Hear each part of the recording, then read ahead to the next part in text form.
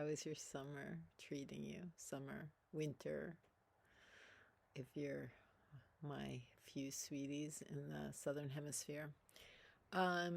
So we are approaching within 24 hours the new moon in Leo, and it's such a great new moon, I think. I don't know, it has all these elements that I love, which is I was just writing about the Venus sadhana, and those of you who have been joining me every day or here and there, it's been so good for me.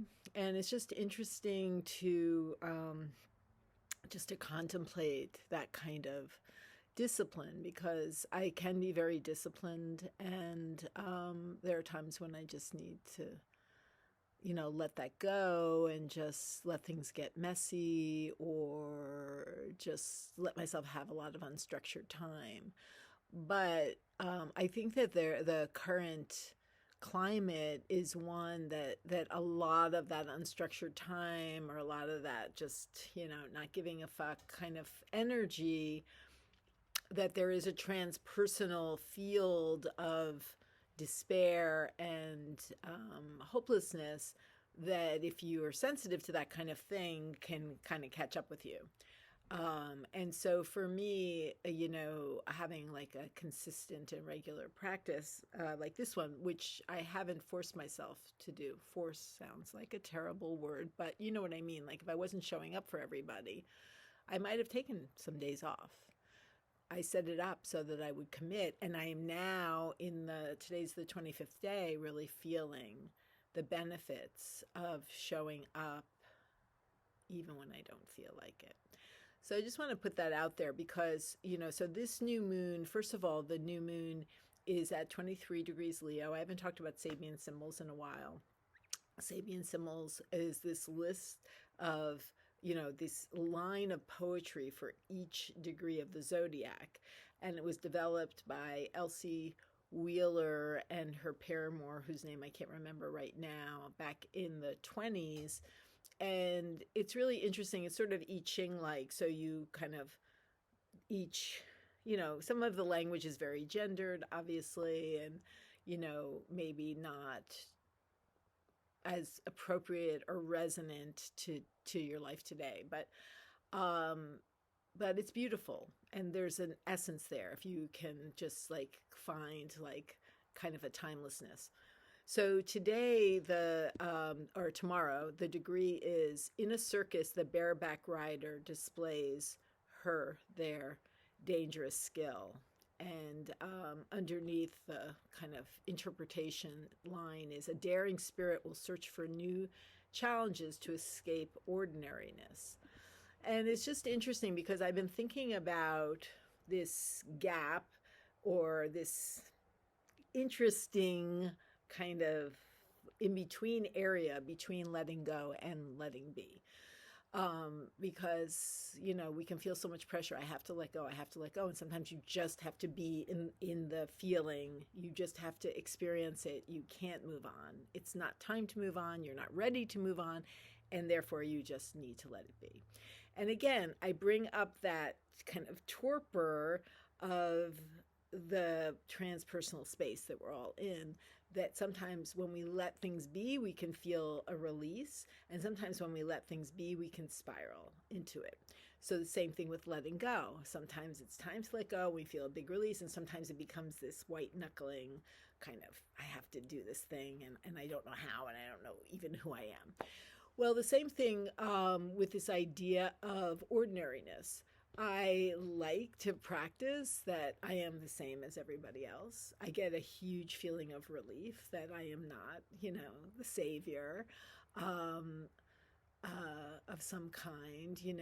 I'm not God's little disciple, which I believed as a child. Yeah, this whole thing didn't start, a few years ago.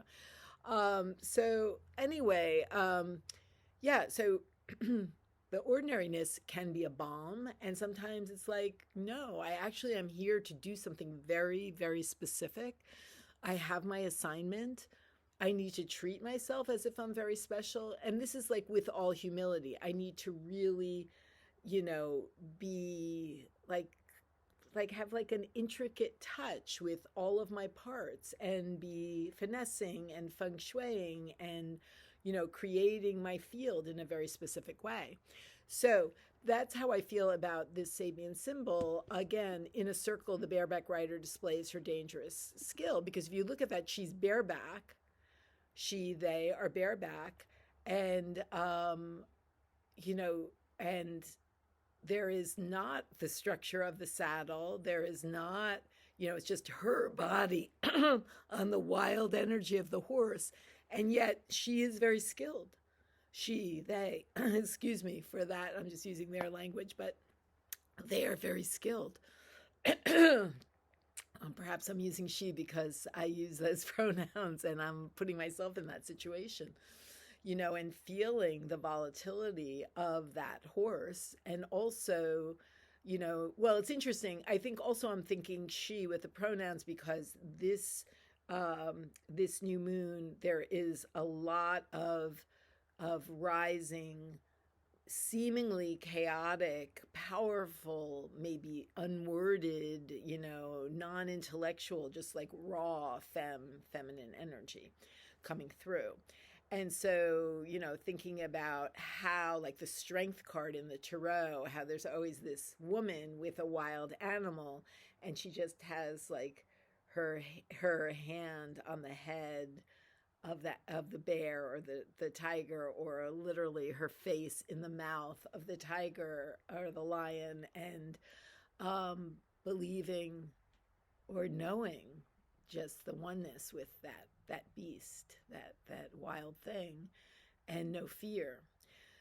So here we're on that. We're riding bareback. We're in the circus, which is really good for Leo, because Leo is, no matter how deep your internal process is, right now with this Venus retrograde and all the other things that have been happening, Leo is about an audience. Leo is about how your energies are received. Leo is about how people mirror back to you what they see and what they feel. And there's a lot of truth there. You don't have to take in everything that everybody thinks, but there are people in your life that you're like, wow, why are they responding to me in that way? And it may be like a confused signal of your own.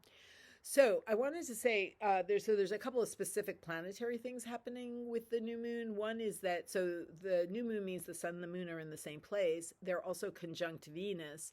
They're also conjunct Black Moon Lilith. Black Moon Lilith has been around. Venus has been kind of flirting, dancing with Black Moon Lilith. And Black Moon Lilith is a point, it's the apogee of the lunar cycle, where the moon is the furthest away from the sun. It's the darkest place. And Black Moon Lilith is associated with, I was talking about it the last time, with feminine rage, whatever gender wherever on the gender spectrum you identify with, feminine rage, the rage around emotional labor, the rage around caretaking, the rage around creativity, like creation of life. The more masculine part of creativity is the expression and putting it on the page. The more feminine side is actually that source, that font, that, kind of moving the energy of the world through your body. So the transpersonal is really important in that, because the transpersonal and feeling what's going on in the world, that is more feminine. That's like moving through you. That's informing your being. Okay, so we have the moon, which is what we need. I'm just going to really simplify this just so you can see what's happening. The moon is what we need. Venus is what we want. And then Black Moon Lilith is the repressed feelings about, misaligned wants and needs, ignored wants and needs, what else do I have here? Challenged wants and needs. So at this point, we are still Venus retrograde, so we are still going deep in understanding our patterns of loving, understanding the way we nourish ourselves. And then we have this place where we're evaluating wants and needs and we have this pent up rage. And, well, it doesn't have to be rage, but for a lot of people it is. And and then it's all square Uranus. So, with that square, there is such turbulence with Uranus most of the time. It's just like the need to get to the truth by whatever means possible. So, you could feel this depending on where you're at with yourself. You could feel like you just want to burn it all down, or you could feel the need to make, huge changes, which you've probably been feeling this whole Venus sadhana. But let's just understand that all of this information is perfect, is sacred, but the new moon is not the time to take action, because for the next week, we are going to be getting a slew of messages, because at the new moon, you're going through this transition, through this initiation, from the last cycle into this cycle. And that portal is like a death birth portal. So even though we do it once a month, it doesn't mean that that makes it common or not that interesting every time it happens. So for the first week after the new moon, you are kind of in this very porous sponge-like state, and with these high philosophical lifestyle demands that the stars are making on you, let it roll.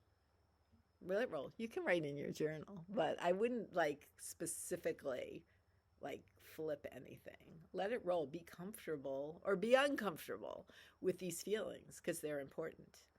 And I'm really interested where we go in September. It'll be my birthday too.